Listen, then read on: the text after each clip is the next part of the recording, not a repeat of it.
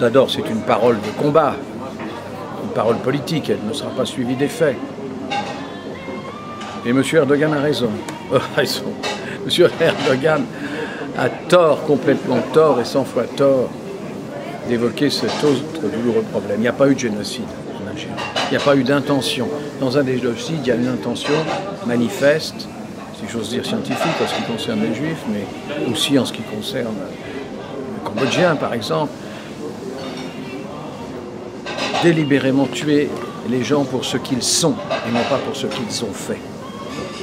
En Algérie, il n'y a pas eu ça.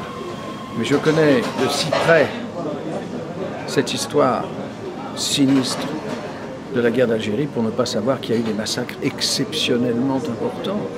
Des massacres de masse, une cruauté déployée, les tortures employées qui nous font rougir encore au nom de l'armée française.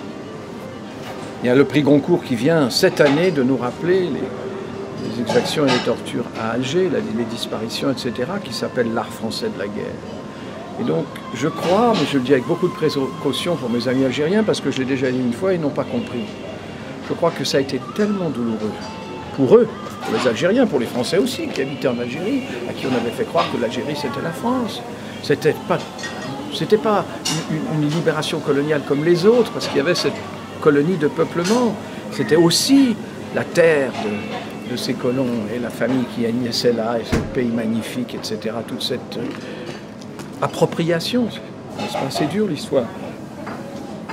Alors là, je crois qu'il faudra en effet que passent, pour effacer ces souvenirs horribles, plusieurs générations. C'est ce que j'ai voulu dire, et ça ne sera pas complètement ouvert et naturel comme ça doit l'être entre les Algériens et les Français qui se connaissent si bien, sans que là aussi la vérité et la justice puissent passer beaucoup plus qu'elles ne l'a fait. Voilà. Qu'ils ne l'ont fait, et la vérité et la justice.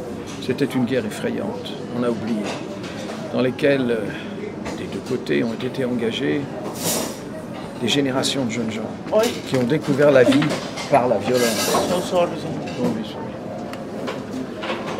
Et c'était le seul souvenir de ma génération, si je veux dire. Moi, j'étais un militant de l'Algérie indépendante, mais dans ma génération, nous avons été très très fortement engagés. Je ne méconnais pas les souffrances des Pieds Noirs, la façon dont ils ont été reçus en France, la façon dont ils ont quitté tout. Mais il y avait des erreurs politiques et des fautes politiques grandioses, énormes. C'est toute une longue histoire. Je voudrais simplement dire, avec précaution, à mes amis algériens, que certains, en France, se souviennent de la cruauté de cette guerre, des énormes massacres qui ont eu lieu, et qu'il faudra du temps pour que les relations entre ces deux pays soient complètement naturelles et coulent de source. Donc c'est long, c'est difficile, mais enfin, M. Erdogan n'avait pas à rappeler cette histoire comme il l'a fait. Elle est assez douloureuse comme ça pour ne pas être en plus utilisée. Ce fut une guerre cruelle. Toute la communauté internationale condamnait la France.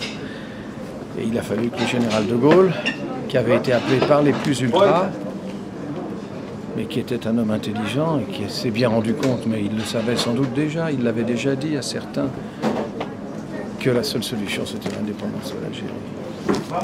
Voilà, alors donc, ce sont des épisodes, c'est une petite querelle, mais la réalité n'est pas une petite querelle, c'est une grande souffrance des populations.